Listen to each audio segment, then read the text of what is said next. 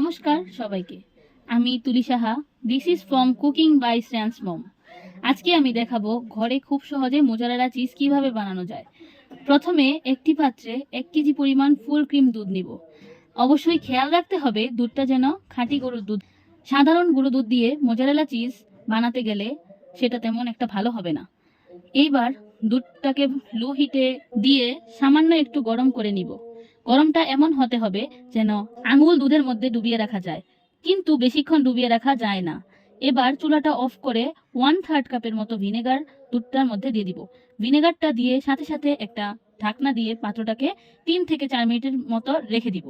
4 minute পর ঢাকনা উঠিয়ে দেখব যে ছানাটা অনেকটা দলা দলার মতো পেকে গেছে। এটা কিন্তু নর্মাল ছানার মতো হবে না, এটা একটু স্টিকি স্টিকি ভাব হবে। এবার একটা ছাঁকনি হাতা দিয়ে ছানার জল থেকে ছানাটাকে ভালোভাবে ছেঁকে উঠিয়ে নিব। এবার উঠিয়ে রাখা ছানাটাকে ভালোভাবে হাত দিয়ে চেপে চেপে এর মধ্যে থেকে যতটুকু সম্ভব পারা যায় জলটাকে বের করে নেওয়ার চেষ্টা করব। ছানার জলটার মধ্যে একটু লবণ দিয়ে আবার চুলায় জাল করতে বসাবো। অবশ্যই খেয়াল রাখতে হবে জলটাই যেন বলক না উঠে আসে। এই যেমন হালকা ভাব দেখা যাচ্ছে, ঠিক এমন থাকতে থাকতেই ছানাটাকে এর মধ্যে দিয়ে দিতে হবে। 3 থেকে 4 বারের মতো ছানাটাকে ওই গরম জলের মধ্যে ডুবিয়ে নিতে হবে। এবার ফ্রিজ থেকে নামানো ঠান্ডা জল এবং বরফ একসাথে মিশিয়ে নিয়ে ছানাটাকে আবার ঠান্ডা জলের মধ্যে ডুবিয়ে নিব।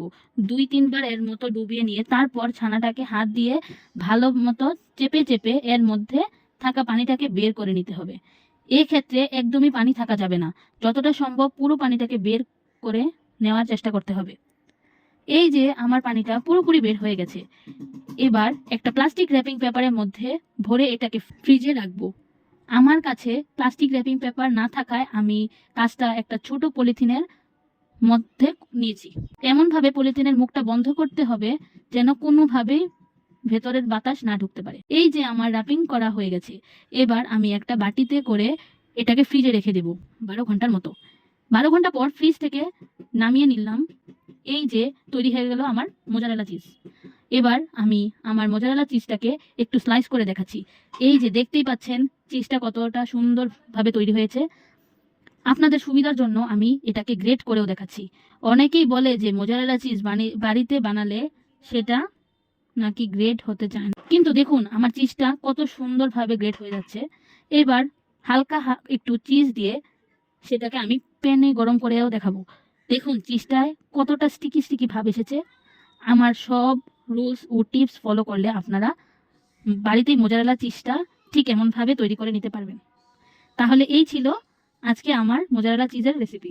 লাগলো আজকের এই রেসিপিটা, অবশ্যই কমেন্ট করবেন, সাবস্ক্রাইব এবং শেয়ার করতে ভুলবেন না। ধন্যবাদ সবাইকে।